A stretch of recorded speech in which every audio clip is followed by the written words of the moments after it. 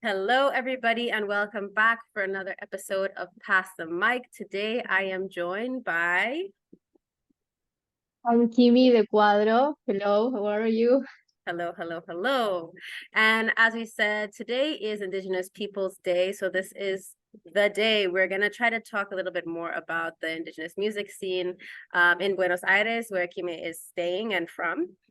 So, would you like to share a little bit more about what that looks like working as an Indigenous musician, DJ, in Buenos Aires, like as the theme is for this year, is looking at Indigenous youth having the right to self-determination, which is looking at the right for social and cultural development and preservation. What does that look like for you as a DJ? So well, in my experience and what I try to do with my set is just like it's based all in Spanish lyrics, or like Portuguese lyrics, or try to find like this indigenous language used in vocals. So in that way, I could create like the uncomfortable feeling when you hear like a music which is not in your language. That's something that I do when I play like in other parts of the world that are not just like Spanish based language. And it's really nice like how you could see like the face like they are not like understanding. That's like my first goal with the sets that I do. And also like here in Buenos Aires, like try to connect all these Latin American scene that we have, like from cumbia, electronic and psychedelic cumbia, with bands that are like super emblematic, like Los Mirlos, which is a band like from the 70s. It's like super psychedelic, and they are like the pioneers of this kind of music. And also like related with this new techno artists that we have, from of course like from Argentina, but also from Chile, from Brazil, and mix it with all the history of the electronic funk. Like it's what I try to do, like with my sets and with the music selection that I do, which is also like the music that I hear like in my daily. It's like connects like from all like the difference that we could have, because we are like a huge continent, and we have like a lot of things to show. But we have like a same line, and like in the background we are all talking about the same. We are like talking about nature, about like the cosmovision of the universe. I really like to find like the lyrics that talk about like this like cosmo connection, and about like witch stuff, and like in spells and all of that it's from the lyrics. The music is like understand as a ritual, and a ceremony. And that's like something that I really like to think when I play the music, that is like a trip, and you have like the moments, and you could have like this first time of dancing, and then you can fly and just like go with the outer space, and came back and talk about the earth and our roots, and the sky and the space, like, and the life beyond life, and the Mm. dead people. I really like all the that's like the theme of Mm-hmm. my sets, like embrace all of these things that are part of our identity, and like from Occidental way of looking, or how the history was told. Uh, these are like the bad things of Mm. life, Mm-hmm. like of understand how the world and the universe works. So that's like how I figured it out, just how to show our identity with all the things that are supposed that are not normal. Mm. uh, and it's what make us what we are, Yeah. I think. That sounds so beautiful. Like music is like a trip and as a journey when you're going onto the dance floor. You're having like a multi-dimensional, almost like a surreal experience, like time traveling. We also had one of our artists, Ibaku, who was saying he was like a sonic world builder with his music and his sets. So it makes me think something similarly with that. So before you became who you are now or who you are currently in the present, like what got you to that space? What was kind of your story and your interest that got you to where you are now making these kind of sets? Well, I'm a producer, mainly of things. It's like I can produce events, I can produce lunch of my friends that are artists. I mean, I like a soul producer. Mm-hmm. It's what I do.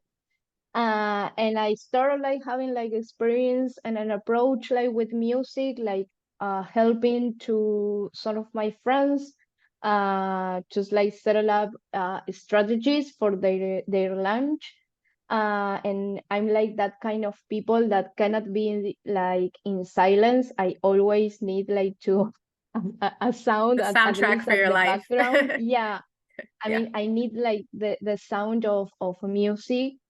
And I was like kind of doing playlists, like for different moods, and with help of my friends that we like start like to exchange music. And at what, when the pandemic was like, we start like having like these internet parties, Mm. when we like Oh connect to a God. Zoom and start to dance. Yeah, it was like super weird, but then you realize, no, that you that you need like the like that part of being together in the same energy, like a moving like the energy. So I got like this little controller, and I say like, I want to try like mix my playlist, like, Mhm. like for, I don't know, just hang out with friends in my house and just like don't depend of the music platforms, just to play music and make it like a little more fun. Yeah. And that's how I started. And then we started like doing yeah, like meetings in house, and I was playing music, and then was like, hey, I have like a little party and you can play music. And that was like scaling. Mhm. So, and that's something that always like pushing me now to find like more artists and understand the scene and the things that I like and the songs that I was looking for, and try to find like all like the constant sounds that were part of the playlist that I made, and blah blah blah. So I realized that I have like two playlists, one more like with cumbia and like these psychedelic sounds, and then one other with more techno, with and started with this house techno but in a Latin way. Mhm. Mhm. uh so I say, hey, I can mix like all of these together, um because there was like present of synthesizers in the both playlists. So that was like a way to keep track of all the journey through the songs. And I realized that I was feeling like super comfortable in that part of the music. That I was like uh, having like this proposal that was different, that was not just like the reggaeton that we all knew, like from Mm. like the pop, like the popular songs, and that we have like, I mean, I'm always like from my teenager years, I was like super into like the alternative scene, from the city. We have like amazing artists always have, which is like super interesting. So I was always part of this underground scene here in the city. And I started like to meet this person because I was started to work in music and blah blah blah. So we start like this, like the exchange and the path of the opportunity, like, Mhm. hey, I'm having this party, would you like to come? would you like to play? Would you like to do a B2B? Would you like just to Mm-hmm. play like five tracks? And you Mm-hmm. know, like these little opportunities. And I feel like it's really comfortable to that, and was like the way that I find to approach to have like this approach to music, because I'm not available to play any kind of instrument. Mm. I cannot. And this was like the way that I found just to play with sounds and with the Mm. music that I like, and not Mm. just only listen to it, you know. Mixing, I think mixing is kind of a skill, not necessarily an instrument, but it's still pretty much a skill. The controller is an instrument. Let's just say the controller is an Yeah, instrument, kind exactly. of, you know? Exactly. Yes, it is. And the synthesizers too. I mean, they are like instruments, but they are always computer. So Mm-hmm. I'm like in that Yeah. in between, you know, like in music and computers. Mm-hmm. So yeah, that was like the way that I found to be involved with it. That's amazing. So from working on producing all of these events, I'm curious to know like what is like indigenous electronic techno music scene in Buenos Aires like? Is it growing? Has there always been an electronic music scene, but just another name, not electronic music, or how is it developed? Well, I think that here in Buenos Aires, the development of the indigenous scene is like super related with the queer community. All this kind of friends that I helped like was part of it mostly. And it's like an environment where you could find like a lot of people with indigenous roots that found related to the community, like in the way of how the how we see each other, you know, like related with our identity, with our gender, with our non-binary spectrum. We found ourselves in this community as a part of it, and it's something that you could not find like in other spaces, which are like more straight. So we have like a really nice connection with the queer community. We are part of that scene. We have like a lot of incredible artists that are part of this community that we allowed, you know, just to go in removing big parameters of the music. It's Mm-hmm. not just like only one thing. We could have like I mean, as I do know, like from cumbia to the to real like hard techno. We have like pop and hyper pop and techno, like hard techno, and then everything happened like in the same party, you Mm-hmm. know. And we understand like that part of um this, like the the the way of how we get reunited, and how we live this experience without, you know, like feel shame or anything like that, where we talk about a lot about consent, and that's like a lot of things that we find that we are looking for in the way of developer identity, and try to do, you know, like the things super different about in another, like in another way that was told to us. um so yeah, we have like a really nice scene here related to the indigenous afro queer uh community, where we have like a lot of parties, luckily, and we have a lot of reunions, and yeah, we have like this. I mean, we have DJs that are also performers, that are also actors, you know. So the ways that we live, like the music and how to show music, and it mix with art, it mix of course with our activism, you know, because we are always like tell a message about what we do. Mm-hmm. So I think that that's like the spotlight of that gathering around Mhm. all of us together. Yeah. Yeah, seems like you're trying to really create like a safe space for community and respect where everyone can feel like open to be who they are, but also listen to whatever you want, where you don't feel like you're in this confine of only playing reggaeton. Like you can explore yourself and your identity and your history as well through this magical journey of music, right? Yes. Yeah, that's amazing. Yes. Yes. Totally. Yes. Each of one have uh like around presentation or interpretation of what we do and how we see the music, you Mm-hmm, know. And that's like super interesting because you have like a lot of perspective, and it's not just and we like really appreciate that, and we really like to do that.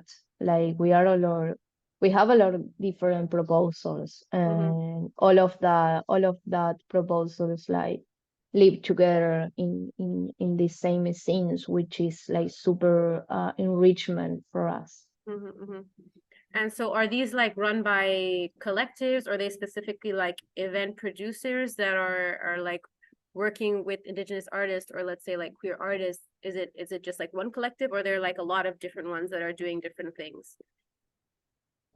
Well, after like the pandemic, and I will say like since last years, we have like a little more of organization. We have like more settled, like which are the parties, which is the people that are like involved in the production of the party. We have like the development of some labels, you know, that are part of uh that are made from people of the community. Like There's music like one labels? amazing. Yes, we Okay, have cool. like yeah, it's just starting, you know. We are like um because this is like super like out in an autonomous way. Mm-hmm, You know, that's something that it's also something to keep in mind, like the fact that you are part of dissidents. It makes you know, like stay like just having one kind of position related to the environment. It's like super difficult, and it's all the development of the scene is like super autonomous mm-hmm, here in Buenos Aires, and we have like these legends of the music, like one of the DJ that released the label a couple of months ago, which is Viole Alegre. The record Trabalenguas is like one of the first queer label records led by a trans woman. mm-hmm, So that's like super huge, and he's like a person that is like super respected in the scene. Um, and then we have like yeah, like a lot of parties that are part of that are managed by the same community. That's something that we allow too, and I think that is really different to like the way that like in the more widest way, you know, of dealing these kind of things, because we have like a lot of people that are part of the community like get around and say, hey, I mean, this group we are doing like this party, but we have like this other party that are part of people of this group and others from another mm-hmm, spaces. So we all mix together, and we mm, are all part in a way or another of the same space. And that's something that includes not only the DJs, also like the VJs, mm-hmm, the space where these parties happen. mm-hmm, Um, we have like a lot of resources. Uh, and it's not like in a kind of exclusivity, you know. We share the mm, resources for the people in the community.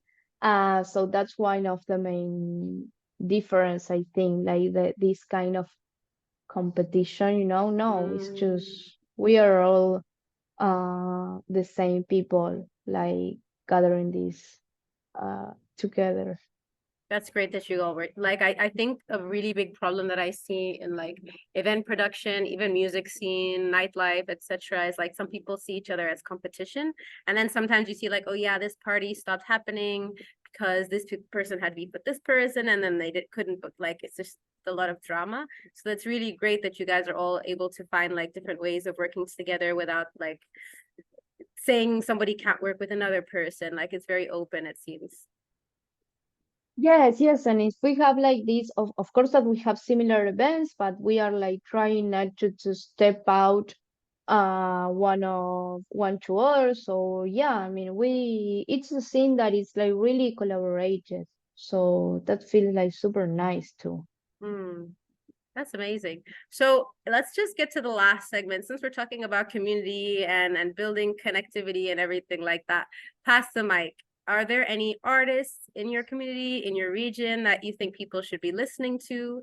Or not even in your region, just like who should be listened to? If you would like to share this show or this experience with another artist, who would you share it with? Well, I will love to share like this experience to my friend Fifi. Mhm. She's trans artivist who started like singing tango. Wow. Now, yeah, and now like the like the queer look of tango, Mm, and then start like to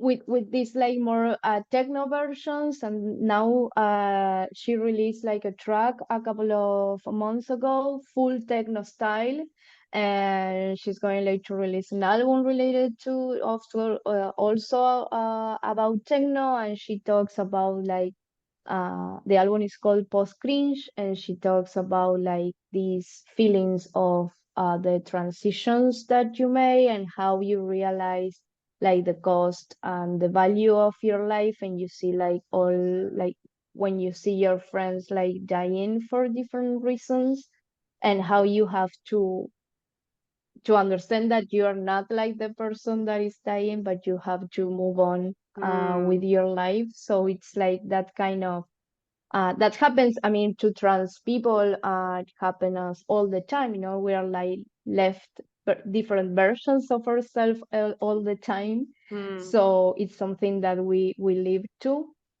And then I have another person that came to my mind, which currently is living in Seattle, Okay. but she's from here, from Mendoza. Her name is Albina Cabrera. She's DJ, and also no, she tries to well, she's also host of Key of the radio KXP. Mm, Yeah, and she's like the one.